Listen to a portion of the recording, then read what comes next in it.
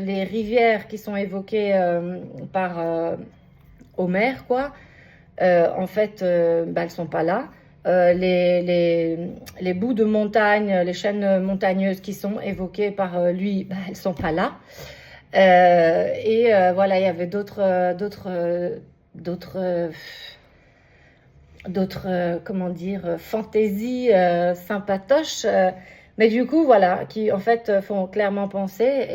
Et du coup, l'usurpation, elle va très loin. Je sais que ça va en choquer plus d'un, mais je suis pas là pour caresser les gens dans le sens du poil, ni pour les maintenir dans un confort qui est une pseudo-vérité ou peu importe.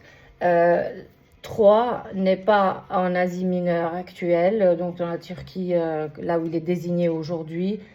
Troie n'a jamais été là. C'est étendu jusque-là, si on veut, parce que précisément les Dardanes, les Illyro-Dardanes s'étendaient précisément jusque-là, puisque c'était des dynasties et des clans qui étaient extrêmement euh, forts, solidaires, condensés, tout ce que vous voulez, puissants, blabla et tout.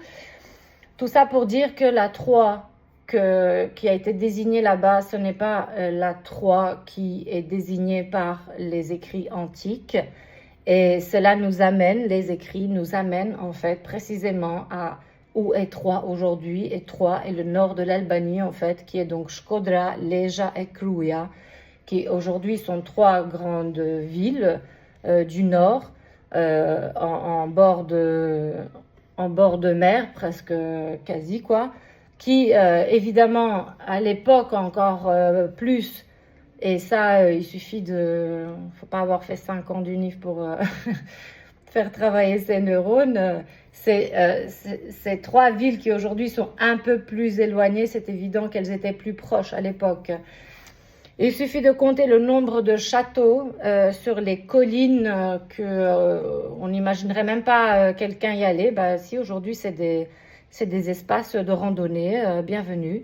Allez visiter les châteaux qui, évidemment, sont avant l'époque romaine. Et du coup, il y a même les pierres, parce qu'encore une fois, ça va très loin, quoi.